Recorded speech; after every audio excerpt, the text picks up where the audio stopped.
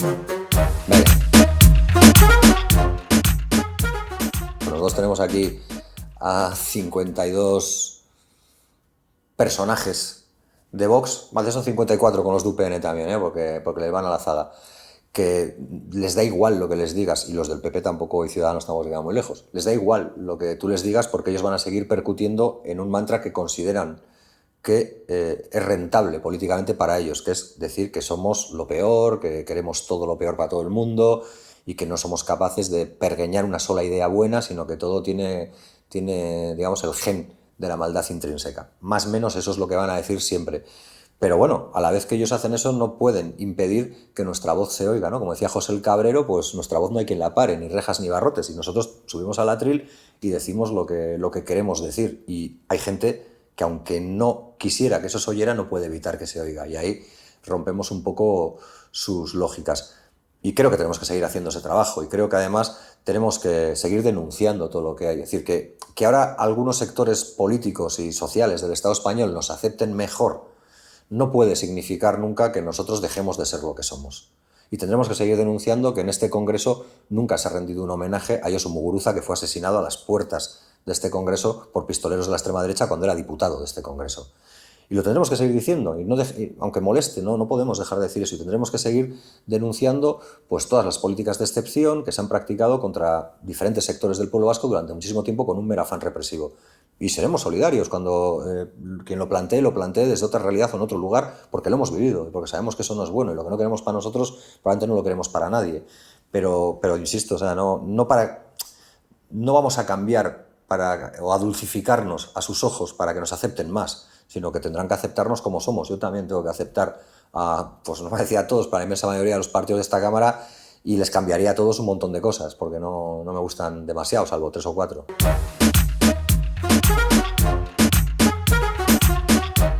A mí me preguntan mucho, pero al final yo creo que el morbo es qué hacen los de Bildu con toda esa gente de Vox, sobre todo en Euskal Herria. Igual en otras partes del Estado se lo plantean a la inversa. Y me lo preguntan mucho, y yo siempre les digo que es que cuando los ves en el hemiciclo son un poco como la cuadrilla de abusones del cole, que tienen ahí un macho alfa y entonces se lanzan todos, pero que si te dejas comer, pues te van a achacar, pero que al final uno por uno no valen para demasiado, sinceramente. Pero bueno, seguramente quien les vota no espera mucho más de ellos, porque tampoco reflexionará mucho lo que hace. Pero yo creo que hay que enfrentarles sin miedo. O sea, al final, con el fascismo no puedes dudar, no te puedes plantear qué estrategia puedo seguir para, con más tiempo o menos, afrontarles, porque el fascismo tiene como objetivo y finalidad acabar con todo tipo de disidencia y con todo tipo de diferencia, o sea, con el colectivo LGTBI, con los migrantes, con todo tipo de libertades y con todos los derechos. Por tanto, tú no puedes plantearte ahí si busco algún escenario de condescendencia o de juego de estos de política civilina que en el fondo le estoy perjudicando mientras le doy un abrazo ni nada por el estilo, ¿no? Yo lo dije una vez en el atril y bueno, en internet a alguna gente le gustó: al fascismo ni agua, y si tiene sed, polvorones. O sea, no, es que van nuestras vidas en ello. Si el fascismo no lo frenamos, si el fascismo no lo combatimos, el fascismo acabará con nuestras vidas y acabará con nuestro pueblo. Cuando nosotros en Euskal Herria Bildu hacíamos el análisis de por qué hay que venir a Madrid, y sobre todo en estas 2 últimas elecciones, y decíamos que había que frenar el fascismo, que teníamos que sacar y poner encima de la mesa nuestro gen, nuestro ADN antifascista, era por algo muy básico. Era por puro instinto de supervivencia.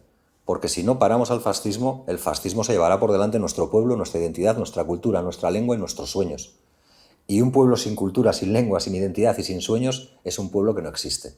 Por tanto, si tienes eso claro, dices, pues mira, chillarán más o menos, te resulta agradable o no, pero tienes que plantarles cara y desde luego no les dejas que te roben el bocadillo, y si quieren algo, pues oye, que vengan de uno en uno.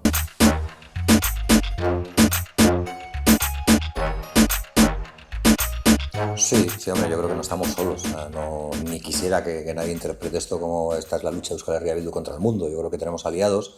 Está la gente de la Locha de Mar, de Barcelona, es decir, todos los aliados independentistas de esta Cámara, y hay un buen número de independentistas de izquierda en esta Cámara, catalanes, gallegos y vascos y vascas. Por tanto, pues somos en torno a 20 y algo. Y eso es un grupo estimable para poder hacer frente a esta dura realidad, ¿no? Pero yo creo que también hay que o sea, que tampoco nos podemos quedar en las palabras gruesas. Yo llevo militando desde hace muchos años y el término fascista como insulto lo he visto yo acompañar a lo largo de mi vida no sé cuántas veces y seguramente no siempre de manera adecuada.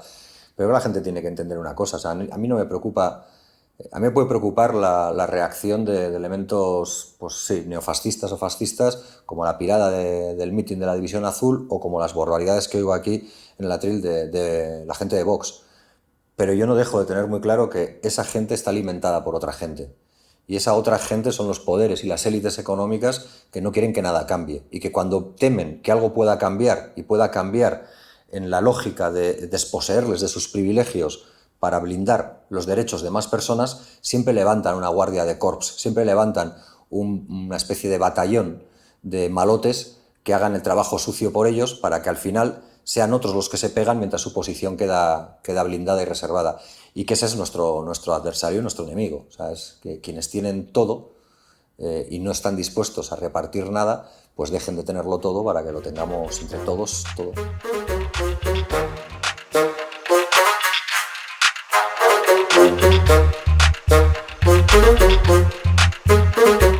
Yo creo que el modelo del PNV está empezando a mostrar agotamiento, pero yo creo que está envejeciendo a pasos agigantados, le están empezando a brotar y a salir cosas que parecían imposibles.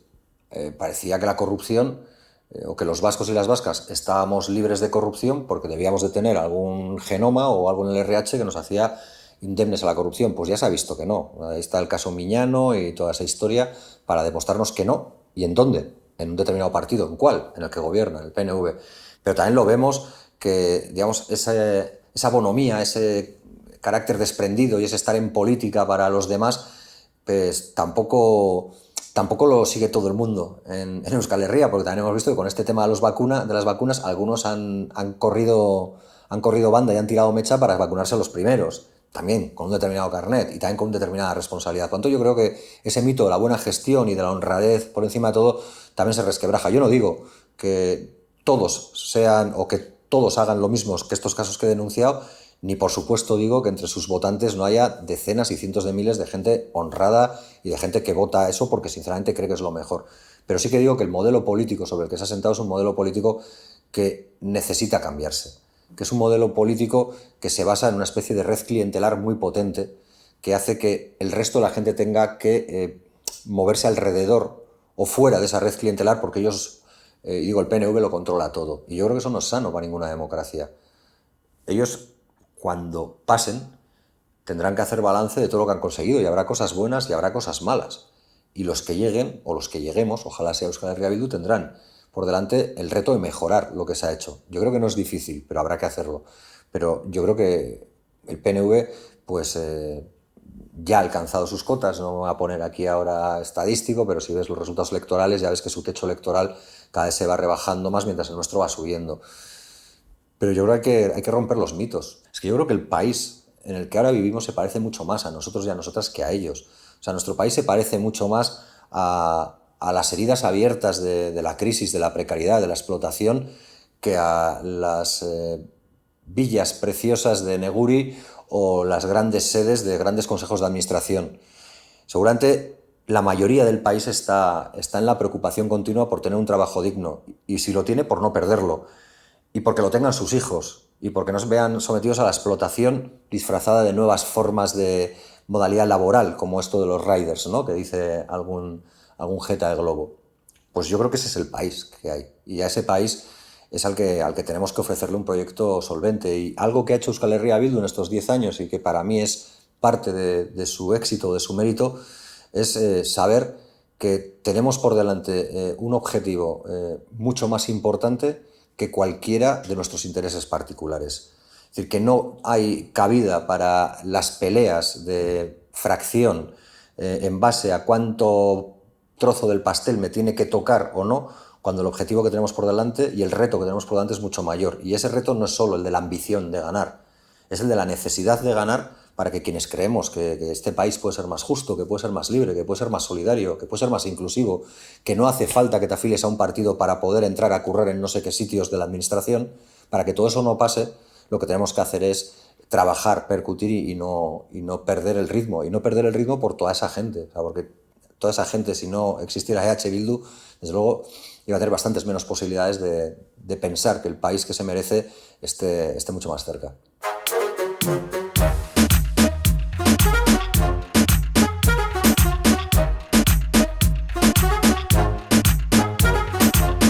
Tendremos retos y dificultades enormes que afrontar y sé que no nos lo van a poner fácil y sé que harán todo lo posible para que no alcancemos nuestro objetivo, que es gobernar para poner el gobierno al servicio de la gente, para devolver el poder a la ciudadanía y para que sea la ciudadana, como decían los zapatistas, la que mande y los gobiernos los que obedezcan.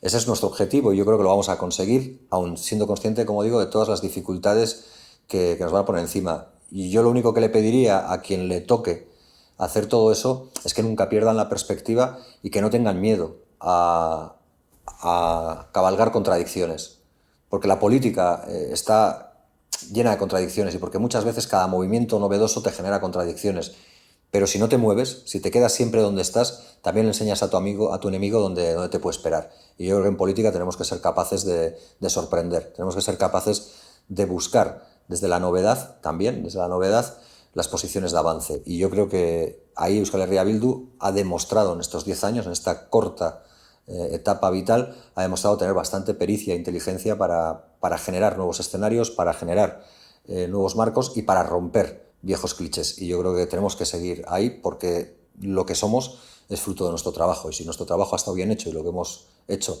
nos ha llevado hasta donde estamos, lo que tenemos que hacer es perseverar.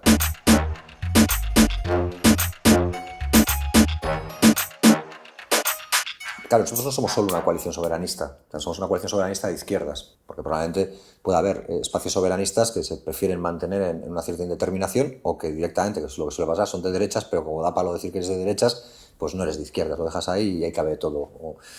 Pero nosotros yo creo que nuestra función es clara. Primero, defender los intereses de los vascos y de las vascas aquí, porque aquí se toman muchas decisiones que afectan a sus vidas. Aquí se decide si hay, por ejemplo, en este contexto de pandemia en el que estamos, si hay ERTES o no hay ERTES. Aquí se decide si las vacunas se compran y luego van a las comunidades autónomas en más o en menos cantidad. Aquí se deciden muchas políticas que afectan a la vida de nuestra gente. Aquí se deciden también políticas industriales y procesos de recuperación económica que harán que se siga llevando la pasta Iberdrola o las grandes empresas de siempre o que de verdad apostemos por una transformación de este modelo económico, ¿no? Bien, pues si todo eso se decide aquí, todo eso afecta a la vida de los vascos y las vascas, yo creo que nuestra primera obligación es estar aquí para defender los intereses de los sectores populares, es decir, del 99% de los vascos y las vascas, la gente a pie. La gente que bastante tiene con sobrevivir al día a día, con llegar a fin de mes y con incluso plantearse poder dotar o proveer de un futuro más digno a sus hijos y sus hijas, sin olvidar tampoco la dignidad de los mayores, ¿no? Y los pensionistas que están en la calle dándonos ejemplo.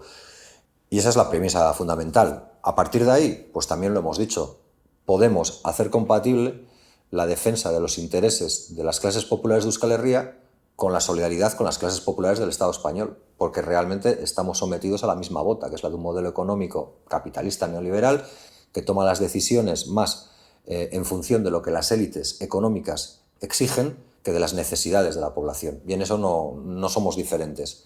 Por tanto, intentamos hacer eso, la defensa de nuestro espacio y de los intereses de nuestra gente, de la gente de Euskal Herria, y a la vez ser solidarios con las luchas y con los sectores populares de otros pueblos del Estado español, porque todavía hoy seguimos soportando al mismo gobierno y al mismo Estado. Es decir, cuando no sea así, cuando consigamos ser una nación soberana, probablemente nos miraremos desde realidades distintas. Espero que con simpatía y con el afecto de clase, ¿no? Pero serían dos realidades distintas. Ahora y a día de hoy, en la medida en que todavía no lo hemos conseguido, pues hay mucho trabajo que hacer y que hay que hacerlo aquí también.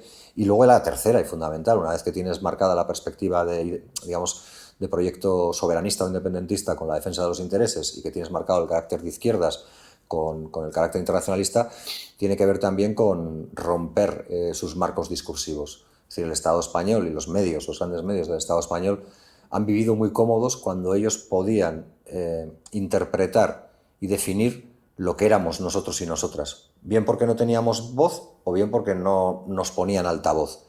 Ahora que no nos pueden negar ni la voz ni retirarnos el altavoz, nos mostramos a la gente tal cual somos. Y probablemente tenemos 1000 defectos y cometeremos 1000 errores, pero somos como somos, no como han intentado decir que éramos durante mucho tiempo. Y eso les está rompiendo muchos esquemas. A mí me resulta muy gracioso cuando me meto en las redes sociales y empiezo a ver la cantidad de gente que quiere que Bildu se presente en Sanlúcar de Barrameda, en Tomelloso, en Mancagalasparra, en Mahón y en no sé dónde. Y dices, pues les tienes que explicar que no es la función, ni va a pasar nunca eso, en tanto que proyecto soberanista independentista, pero que por otro lado es reconfortante, porque ves que toda esa gente seguramente no se podía plantear que un partido soberanista, independentista y de izquierdas como Euskal Herria Bildu pudiera defender sus intereses o pudiera defender políticas que también les vienen bien a ellos desde tus propias posiciones, ¿no? O sea que bueno, yo creo que en ese punto es gratificante.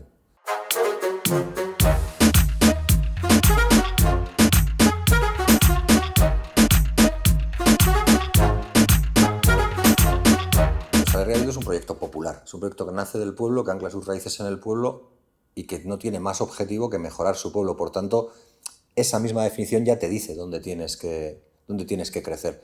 Euskal Herria, por fortuna, es tierra de luchas populares, es tierra de derechos conquistados a base de luchas y de peleas. Me da igual que sea en el terreno laboral, cuando hablamos y todos recordamos las imágenes de Euskalduna, de los obreros de Euskalduna, o cuando hablamos de las manifestaciones antinucleares y nos acordamos de Lemoiz, o cuando hablamos de Bardenas o de otros lugares, o de otro tipo de luchas, o de la lucha de la insumisión, rescatando derechos o dejando o peleando para que no se secuestrara a los jóvenes vascos o de cualquier otro lugar durante un año en las garras del ejército. Es decir, ahí es donde tenemos que crecer, en toda esa gente que no está dispuesto a dejar que pase su vida viviendo bajo la bota de gente a la que no vota nadie, a la que no elige nadie, pero que no les deja desarrollar sus proyectos vitales con dignidad, que no es normal que haya un 40% de desempleo juvenil, que no podemos ofrecer un país a nuestros jóvenes donde lo único que les dejamos es el terreno en el que van a vivir, pero ningunas condiciones para desarrollar una vida digna.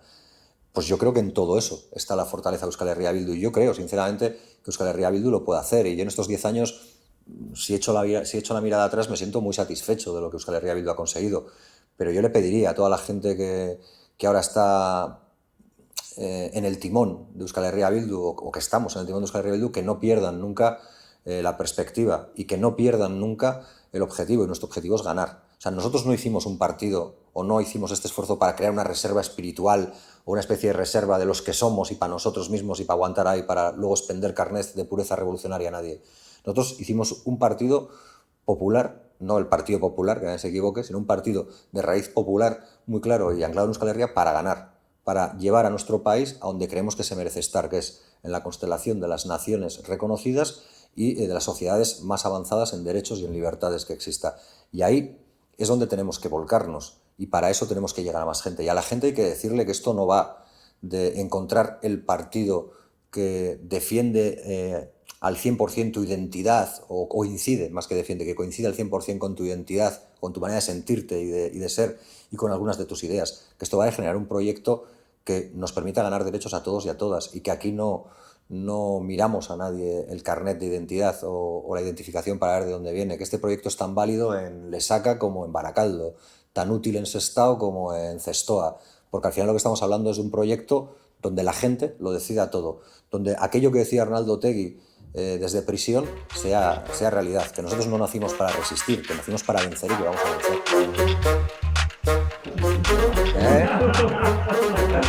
Es que cuando me pongo...